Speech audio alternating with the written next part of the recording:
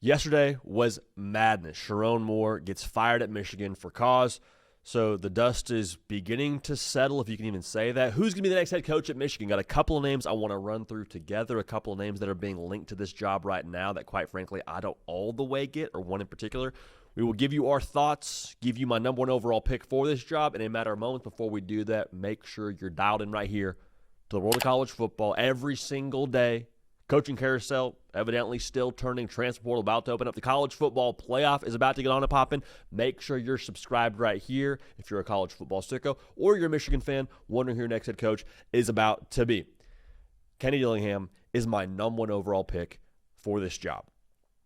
The biggest draw for me with Kenny Dillingham to Michigan is where you are right now is just kind of an unfortunate, weird situation. And if you want to, flip the script on it, you need new juice. You need new energy. Kenny Dillingham is that to me to a T. Youth, excitement, fun, passion. He's going to attack this job, I have to believe, with all the enthusiasm in the world, which in a very subtle and weird way, wasn't that kind of what Jim Harbaugh brought to the table? Now, I'm not saying Kenny Dillingham is Jim Harbaugh, hear me clearly, but I do think the common thread of the way they would both do this job with a different level of beat to their own drum and excitement, I think it'd be phenomenal. Also, you talk about where Michigan's at roster-wise right now. Anytime you have a coaching change, the law of college football is that you are at risk of having your roster shooken up to a pretty good degree.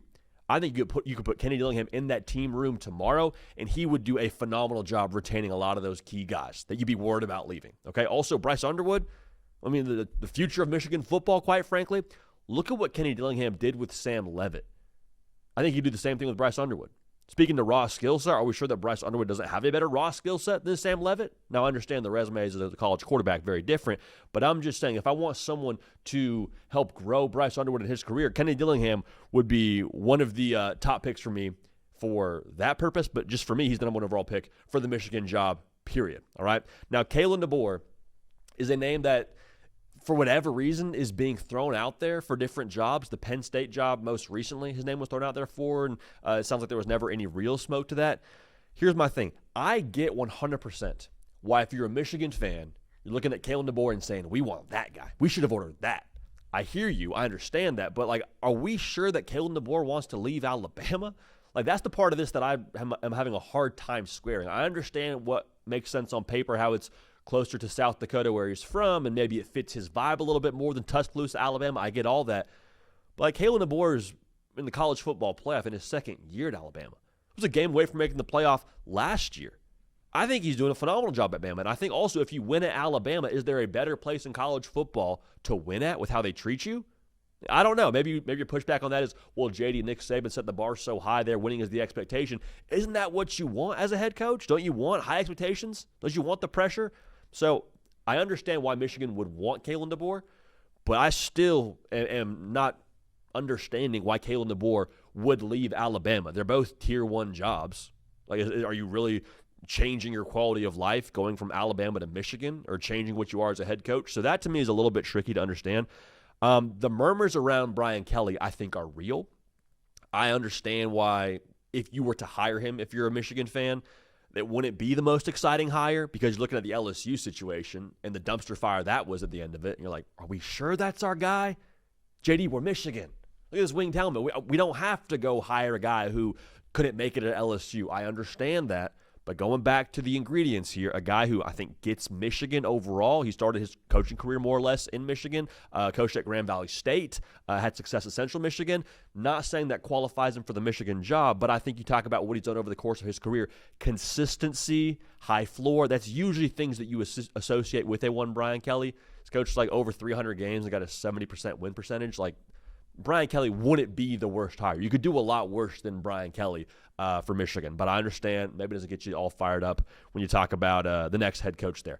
Jeff Braum, to me, I'm going to keep on mentioning until he takes another job. Jeff Braum is a Louisville guy, through and through. I get all that. However, I keep saying this, it's Michigan. There's a couple of jobs in this sport that I would call big dog jobs, which it doesn't matter where you are. It doesn't matter if they're your alma mater. It doesn't matter if you've been there for 20 years. When a certain big dog job comes calling, I think you have to listen. And Jeff Braum, going back to what I said about the whole potential of Michigan and losing, guys through the portal and, just the uncertainty that lives there. Jeff Braum's killed it every year through the portal. Jeff Braum has sustained Louisville through the transfer portal. All right, so just keep an eye on Jeff Braum is what I'm going to keep saying for a lot of these jobs, specific and maybe not specific to this Michigan opening. Now, I said this yesterday when the whole news broke, and I want to double down on it. Going back to this idea of this being a big dog job, we have a batch of high-profile coaches that just took new jobs with this past cycle. I'm not 100% sure that with the Michigan job opening up, those coaches wouldn't just side-eye that a little bit and say, okay, that job is open? Interesting. I got a new job, but maybe if I had known Michigan was going to open up, maybe I would have taken that phone call and been interested in that job. So I'm just saying a couple of names here. Like if Michigan had opened up several months ago when all the other coaching carousel madness was going on, would you have not called Matt Campbell and James Franklin in whatever order you wanted as your top two calls? I would have. Now, again, I don't think Matt Campbell is leaving Penn State. I just want to make sure we say that out loud. The James Franklin piece of this, I've been told it's crazy to even say this out loud, so roll with me here. Again, I'm not calling my shot. I'm just saying James Franklin, the angle of, hey, the Penn State thing was whack, right? They did you wrong. Hey, come coach for us. We're a better job, quite frankly, than what Virginia Tech is. Come coach for us. Go get your lick back. Prove you can do it in the Big Ten, and we'll go from there. Consistency, high floor. All the dude did was win 10 games every single year. I mean, talk about how he had 2 losses every year. A lot of times that one loss was to Michigan. If you can't beat them, join them, James. Just saying. That would make sense. Not saying leaving Virginia Tech would make sense, but in a vacuum, James Franklin, Michigan, chef's kiss. Last one here. This isn't a coach that was recently hired, but a coach that recently signed an extension. If I'm Clark Lee, we just had one of the best seasons in modern history at Vanderbilt. It was special. Won 10 games. Diego Pavia received the hard count Heisman on this show. He's going to be a Heisman finalist. Went 10-2 as an SEC team, and you still missed the college football playoff. Again, Clark Lee, Vanderbilt guy. I understand all that. But I wonder just a little bit if he's not having a little bit of a come to Jesus of what Vanderbilt football is or what he thinks it could be long term. There's no governance at let me say that again. There's no governor at Michigan to what you could accomplish relative to achieving the playoff and winning national championships and the NIL backing. All that to me is just there's no ceiling to it. So the Michigan coaching search is going to be super interesting to watch.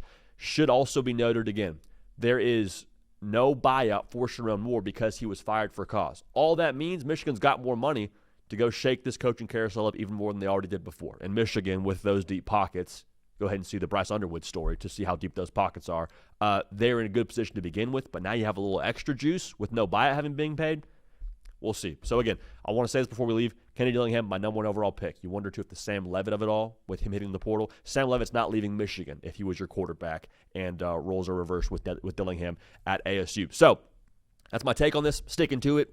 Let me know your take in the comment section as to who you want to see as the next head coach in Ann Arbor. For Cato on the 1s and 2s, for myself, JD PicKell. Appreciate y'all. Love y'all. We'll keep this party rolling. We will see y'all next time.